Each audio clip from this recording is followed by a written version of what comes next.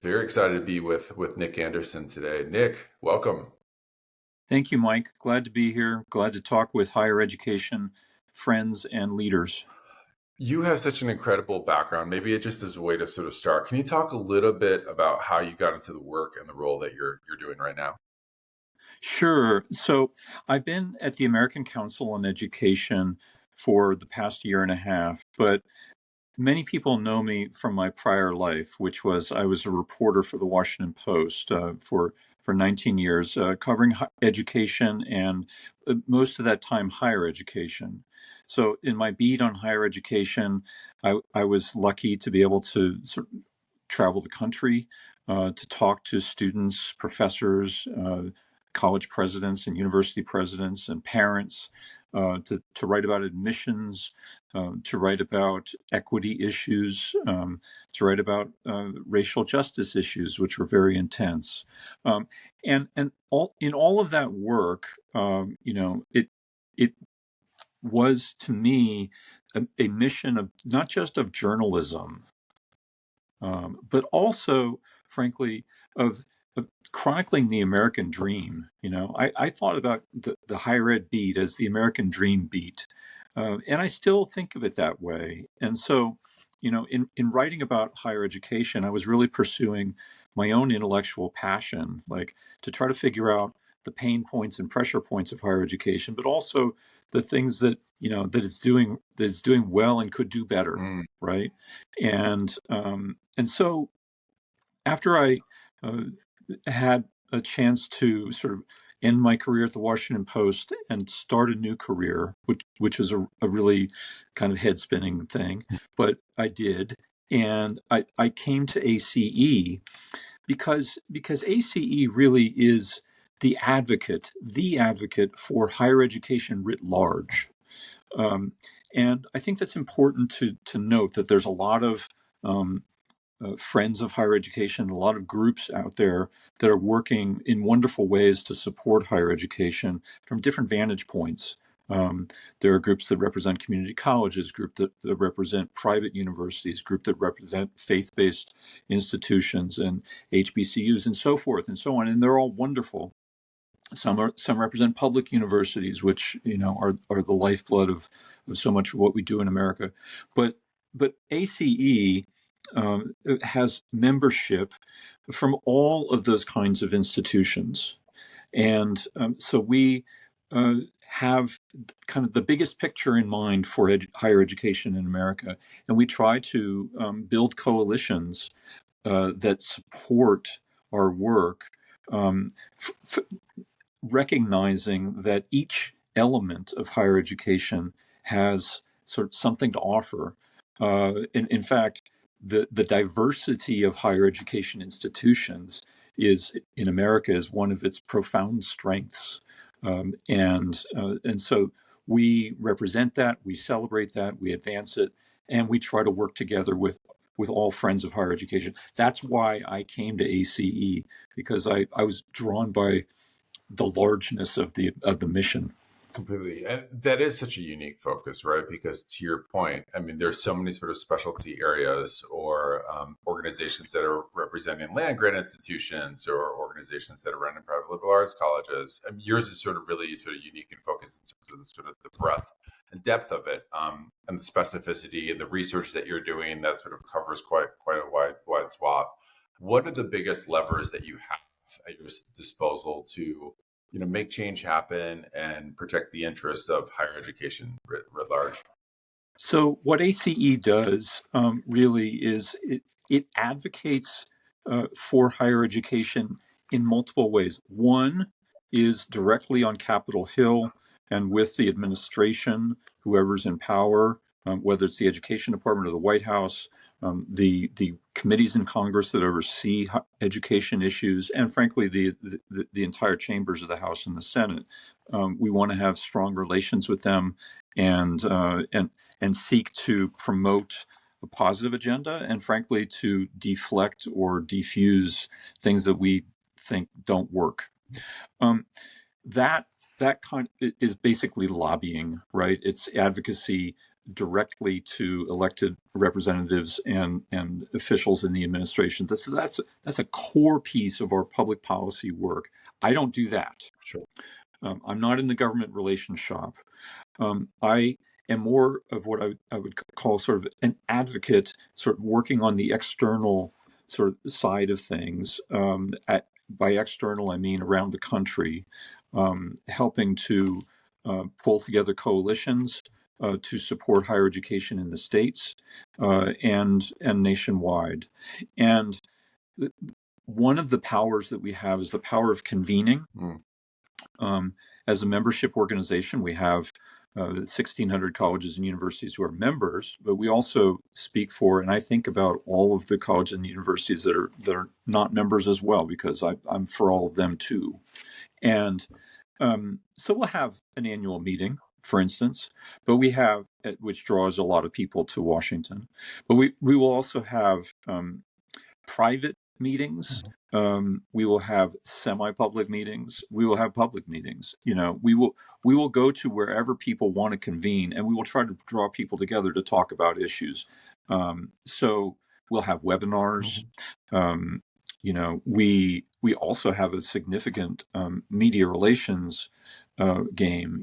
And my colleagues who sort of work with newspapers and broadcast media and other reporters who work on higher education, they have extremely important work, because frankly it's critical to what we do to get our message out there to the public. So if does that give you a feel for us? We are, to summarize it, we are advocating directly, and we are promoting sort of nationwide the work of higher education. I want to give a little bit of history about ACE too. I think this is important. It's about 100 years old, a little more than 100 years old. It was founded during World War I because the government wanted to form some partnerships to work with higher education at that time. And we've been involved in things like the GI Bill to help returning veterans get education. We were involved with the creation of the GED credential program, which is a really important alternative pathway for those who don't have a traditional high school diploma. We've been advocating for things like the Pell Grant, and I could go on and on, but our history is a proud history of being involved in the creation of sound public policy and public partnerships. Yeah, that's incredible. And maybe just to contextualize a little bit, because you were talking, initially about your work at the Post and the coverage that you were actually doing as a beat reporter on the sector. What have been the biggest shifts that you've seen in education, in the time that you've been covering it? And how do you think about addressing those on the sort of policy level, right? Because that's it's such a tricky thing with all the layers of challenge we have in the space. Well, you know what? I mean, I think I want to go back to first principles, which is, does this country believe in the value of education, right? Both public education on the K-12 level and pre-K levels, and higher education from undergraduate through graduate.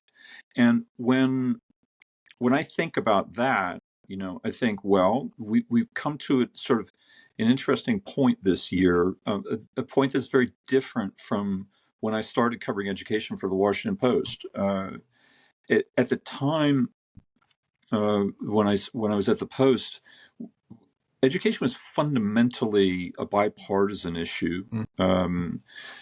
Members of Congress liked sort of going to schools and having photo ops at schools, whether they were K-12 schools or campuses, because it was a sort of a feel-good issue, and it scored some political points and in justifiable ways. It's when you embrace education, you're talking about the future of families, the future of your own children, the future of the country. And so that's the way I always thought of the beat, is sort of how the future of the country is intertwined with our own kids and what we can do to improve that. Now, there has been in the last decade or so a fraying of this understanding of the bipartisan appeal of education writ large, and higher education in particular has had some sort of backsliding in its standing in terms of public opinion. I got to tell you, this predates, you know, the current crisis that I feel that we're in. Absolutely. Right? There's a polarization around education that is worrisome. Uh, I don't view education as a red issue or a blue issue, but somehow there's a red-blue element that's been injected into the higher education debate, certainly. And I want to do my best to color that into one bright portrait. Like we're not red and we're not blue and we're not even purple. We're a mosaic of many wonderful things that that ought to be appealing to people of all political persuasions, and that's the fundamental problem right now that we need to I think overcome, is that sort of that crisis of confidence in higher education that appears to be split along partisan lines. Completely. And I have to assume that's a massive challenge to do, Mm-hmm. with regards to, you have, because your point is it is become very sort of bipartisan. Um, but the complexity of issues that you're representing, I mean, you are representing the interest of trade schools, right? Of, like 1 year programs and certificates and things that people don't think of when they think of higher education. You're doing Right. sort of range of that. But you're also representing the interests of the private liberal arts colleges that has a really sort of important economic development role in a small community. You're representing the interests of these significant land grant institutions. You're representing the interests of major economic contributor, like wide range, and like the political, like what are some of the ways that you're sort of able to sort of like shift the conversation to make it non-bipartisan and sort of get that buy-in with parties that Yeah. yeah. I think it's really important to remind people that higher education is in your neighborhood. Yeah. It's in your community, your county, your state, and it's all over the country. And so that's one of the best tools we have, is to, like, I think about community colleges all the time. Every member of Congress, House member or senator, has community colleges in their district or state. It's just that's the very definition of the community college. It's in your community, and that's a big political plus for us that I think sometimes we don't take advantage of as much as we should. Right? We unfortunately get caricatured in certain ways. When I say we, I mean higher education. We get caricatured in certain ways because people think of higher education as like, oh, it's this thing that 18 to 22-year-olds do, right? Where, in fact, like there's a whole like massive cohort of people who come to colleges and universities at age 25 or 30 or whatever, and they deserve our best too as a country, right? So I want to change the conversation about the primacy of 18 to 22-year-olds. Instead of say, hey, yeah, we want to do right by our 18 to 22-year-olds, no doubt. I love them, love their work. But we're there for you at all points in your life, whether you choose at age 17 or 18 to go to college or not. Mm-hmm. We are there for you at all points in your life to provide that opportunity for you to pursue career goals or life goals. And I think if we pursue that message as vigorously as possible, and if we try to avoid getting pigeonholed as, like, quote, elite, that we would do ourselves a world of good. And we have to acknowledge that there are certain prominent institutions that are getting attacked right now intensively. And frankly, I believe those institutions are doing wonderful things for the country too. I believe they build America. I'll talk about building America in a minute, but like, I'm not in any way, shape, or form sort of abandoning those prominent institutions by saying that we need to broaden the conversation. Really. You know, it's, to be real specific, like Harvard is under attack, right? But is, you know, the community college down your street is not Harvard, right? And higher education is not, quote, Harvard. Higher education is the whole thing. If we can get people to understand the sense of the whole thing, then I think we can change the conversation and the tone and lower the temperature, instead of this kind of political standoff over, one institution battling it out. Now, to be clear, I just want to reiterate, um, you know, we are foursquare behind Harvard as it asserts its academic freedom and its sort of ability to pursue research and do the good work that America needs it to do. I, no shade on Harvard there. I'm just trying to change the channel a little bit. Really? Well, it's a both. It's a both and, right? Yeah. You need to do both. It sounds like in that role. Can you talk a little bit of a sort of a sequitur, but can you talk a little bit about why Ivy Leagues get so much coverage in the press relative to how many people go to them, right? Like, this is an issue.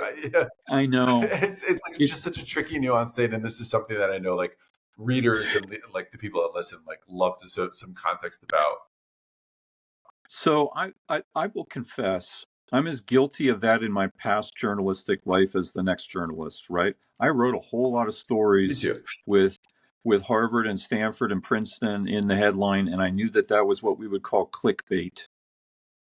By clickbait, I mean, if that name is there, it is going to have people clicking on it to get, oh, what's that about? And that's, that's a fact of life, because these prominent institutions are global brands, and they drive perceptions, not just in the United States but really worldwide. They drive perceptions, and we cannot ignore the role they play in our national conversation. And so, that's the kind of the quandary, right? How much to cover those institutions, and how much to sort of step back and say, let's put the spotlight somewhere else, because there's actually more important stuff going on somewhere else. But Harvard's the oldest institution of higher education in the country. Is founded in 1636. It was founded a century and a half before we became a nation. Let's give Harvard its due. It's doing cool stuff. So that alone is going to get people to pay attention to it. The other thing that's going on, and this is really problematic, is people are fascinated with exclusionary institutions. Like, they're on the outside looking in, right? And by exclusionary, I mean, institutions that reject 9/10 of their applicants, right, or more. 95 out of 100 are rejected. And so if you didn't get in to whatever the institution is, you're fascinated by that. Why didn't I get in? Or if I didn't apply, I'm not going to apply because that's so hard to get into. All that sort of hard to get into stuff, that drives, I think, perceptions. And the problem with that is that there are wonderful colleges and universities across the country where not only is it easy to get in, or relatively easy to get in, or sort of, moderately easy to get in, but they are doing the work.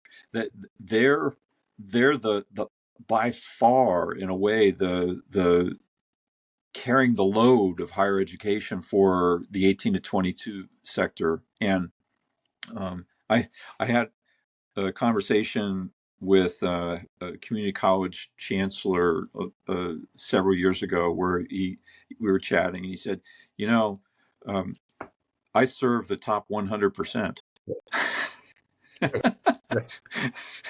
And right, it's a joke, but it's sort of it acknowledges that we're fascinated with top and the notion of top, right?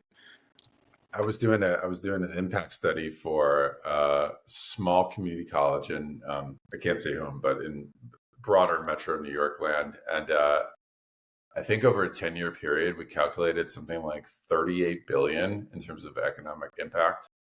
And those were like conservative value. I mean, I easily could have shifted these figures and had it over like 50. But I mean, like the second and third order effects of what that institution was doing relative to cost were like mind blowing. When you Mind blowing, mind blowing, mind blowing. right? I uh, I I want to jump in and say, like, look, uh, our most powerful argument right now for higher education is its economic effect on the United States. It is a powerhouse multiplier. Yeah. It's a force multiplier for the United States. Um, when you think about the workforce and sort of the effect it has on the workforce, when you think about the effect it has on the economies of college towns, Hmm. the economies of regions, the economies of states, and of course the country, it's you could not imagine a better, stronger investment in our economy than higher education. It is the research that it Yeah. produces. Just talk about research for a second. It's like the ways that you and I are communicating right now. I'm sitting here with an iPad, communicating to your audience. Think about the thousands and thousands of different research discoveries and angles and experiments at universities that went into the conversation you and I are now having, Totally. that you are going to disseminate to your audience. It's profound. Just simply put, we would not be communicating right now, but without the investment that higher education has has yielded to this little enterprise of this high tech video conferencing thing, right? That's just one example, right? So I could talk all day about how higher education builds our economy, Yeah. uh, and we wouldn't even be close to finishing it off. Not to mention all the other great things that higher education does. Completely. One thing that I'm so curious on your perspective on, just given all the different audiences that you see, and given the work that you all do in bringing together such a diverse array of stakeholders, right? And Yeah, this is one of the complexities of the space that I think is like really tough for people outside of it to grasp. You have board members, right? You have government officials, you have politicians, you have like college presidents, you have students, you have staff, you have faculty, like all these people that have very, very different roles, but are still invested in this outcomes of this thing. Um, but you have, I think, sort of in all that is like very sort of different aligned incentives, and I think like massive design challenges, right? Because how you're going to sort of deliver to the end user, the student, whether they're 18 or 40 or regardless of background circumstances, all of that, it's going to right. be very, very sort of challenged by all these sort of complexities that you have that sort of fit into that. Um, how do you think about those kind of pieces around sort of aligning incentives and pushing things in the right kind of direction? Okay, first off, of all the stakeholders you put there, there's number one, two, and three in my mind is Yeah. students. Students, students, students. Completely. The students are our North Star, right? And so if it's not for students, I'm not for it. I maybe I should hedge that a little bit. There's certain things that higher education does that are not serving students. Okay, that's fine. But like students are the game, man. Hmm. So we need to meet them where they're at, and we need to help them wherever they are in life get where they want to be in life. And if they don't want to be students now, we need to not shame them. We need to like have messaging campaigns and sort of modes of sort of dealing with the public that do not say to people, "Oh, gee, if you didn't try to get a bachelor's degree, you're just going to fail in life, right?" That's not true. It's not true, right? And we know it, and it's bad politics, right? We need to put students and potential students first. We also need to have our systems be flexible and adaptable, and generating innovation at all times. Um, you know, when you think about how higher education was delivered, 10 years ago before COVID, I was writing about for the Post, like the emergence of massive open online courses. They called them MOOCs back then, and those were like a really significant development. And we all thought that maybe MOOCs would make brick and mortar campuses obsolete. Mm-hmm. We could serve not just the students on the brick and mortar campuses, but serve them around the world. And who needs to go to a campus anymore? Well, turns out that people want both, right? Mm-hmm. They want both the brick and mortar experience, because there's certain things that can't be replaced, that must be done in person, but there's certain things that can be replaced and can be optimized and can be done virtually. And some of them are going to be synchronous and some of them are going to be asynchronous, right? And I assume your listeners will know the difference. And so that whole process, that was well underway before COVID, and then it got accelerated by COVID and all the shocks of COVID. And so now that we're after COVID a few years, we need to keep pushing in that area, right? We need to think about what are the best modes and hybrid modes and sort of ways that entry level courses can be delivered. And the ways that seminar level courses can be best delivered, and the ways that research can be done, that is based in the lab, or maybe in virtual labs. And AI is of course changing many things as we speak. So we need to embrace all that innovation, and unfortunately higher education sometimes is slow to do that, right?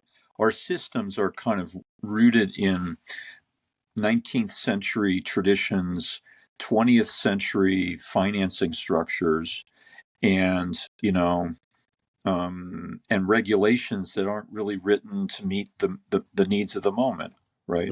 My dream would be that that higher education becomes a bipartisan political issue again, and we could have serious conversations about how to sort of update that stuff, both on the state level and in the national level.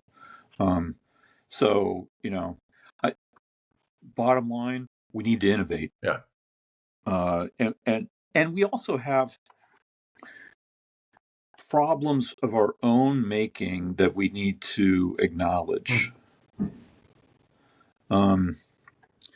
We don't really make sure that students who enroll in our institutions, graduate at the rates that they should. Right. We need to get on that, right? We should have a better graduation rate than like 60%, right? We are not as transparent in our pricing policies as we should be. People don't really know what we cost, and we can do better on that.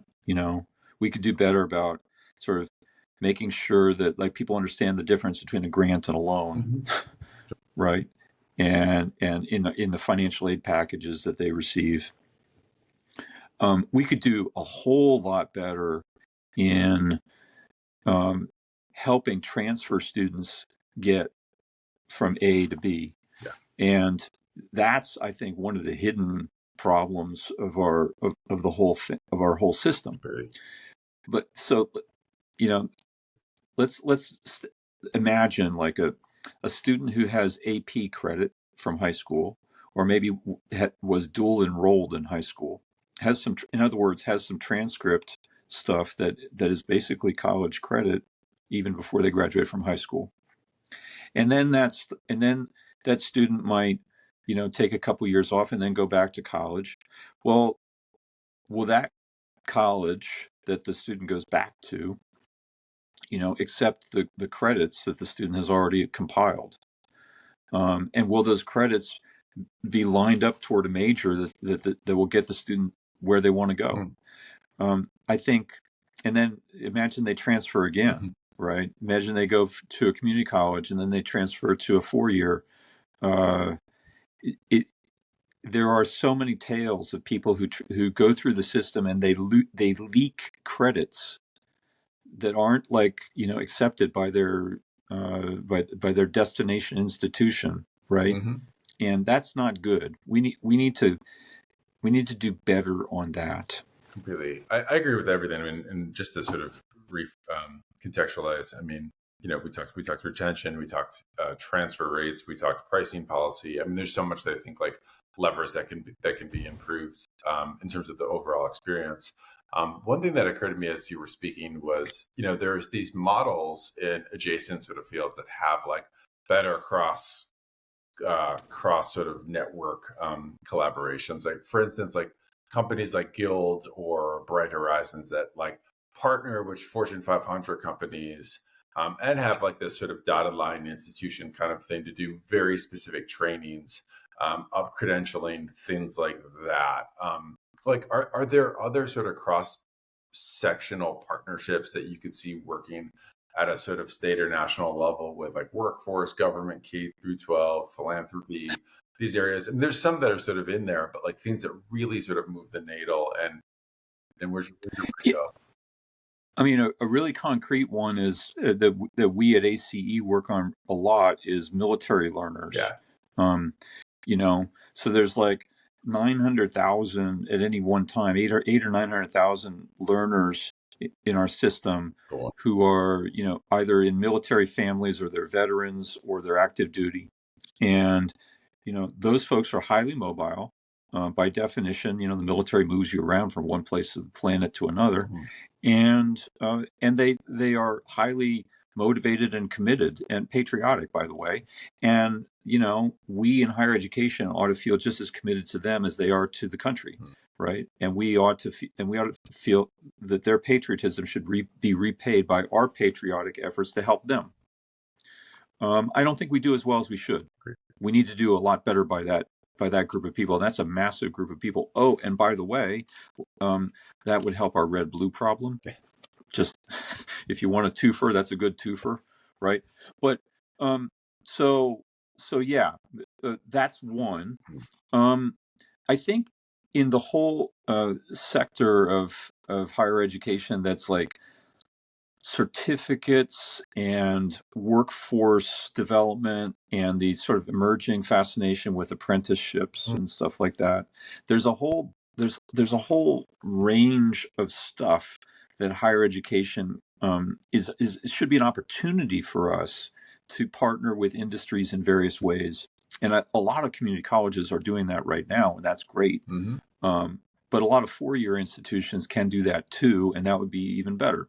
And um, there's a whole movement that is called credit for prior learning. Mhm. Um, Perhaps your audience has heard a little bit about Yeah, that. that's cool. I'm I'm very smitten by that idea, right? Like, think about myself. Like, I went to college and I had a bachelor's degree, and then I moved into, my job, and I spent, 3.5 decades in journalism. Well, somehow I can imagine that the time I spent in my career, some of it ought to be worth something academically. I don't know what, but there's a little bit of something there, and the training, the formal training that people get on in the workplace is valuable, and it needs to be correlated or mapped onto your degree and your training and your preparation, so that there's like a picture of you Mhm. and your higher education ledger that is ready for the next step, whatever that is. And we in higher education should do better by that. so that when somebody decides they need to get a master's degree, for instance, to get ahead, that it's very focused and that the units line up, and maybe the master's degree is a little less expensive because they've already made like 2 steps out of 10 on the way, right? I'm just imagining here, free associating a little bit, but you see my point. But that partnerships of that nature should be a really fertile area for us to pursue. Yeah, I really like that point a lot. Kind of connected to that. What part of like ACE's work do you wish people would pay a little bit more attention to? I mean, you have a really wide scope of things that you're doing. Well, you know, I'll give you two things, because in the present fight right now, Yeah. um, we got to go back to basics, right? And I want people to understand the value of federal student aid and what it brings to the country. And that's the Pell Grant. Hmm. That's subsidized student loans, which is sort of basically a form of student loan that gets you um, through a degree without accruing interest. That kind of stuff. It is so crucial to our country, and that we want people to get that it's not like a handout or a giveaway to people. It's an investment in the country. Yeah. Same is true, by the way, with research spending.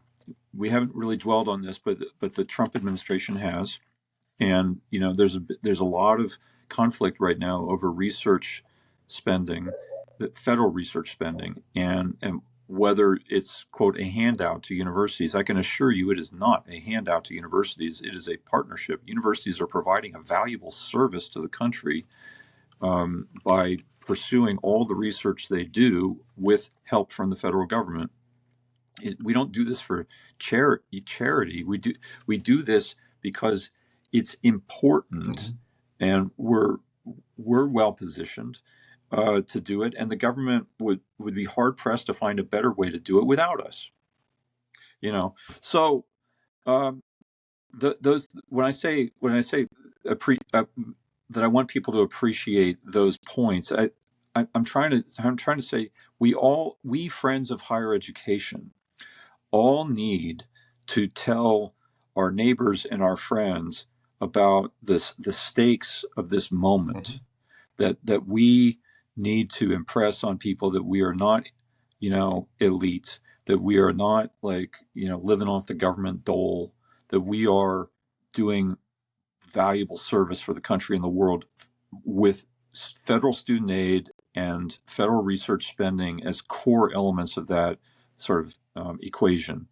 The second thing I want to impress on people is is a message that we have been promoting, but that I it's not just meant to be for us; it's meant to be for anybody who wants to use it. Which is that I believe that higher education builds America. That's a message we've been driving since before the election.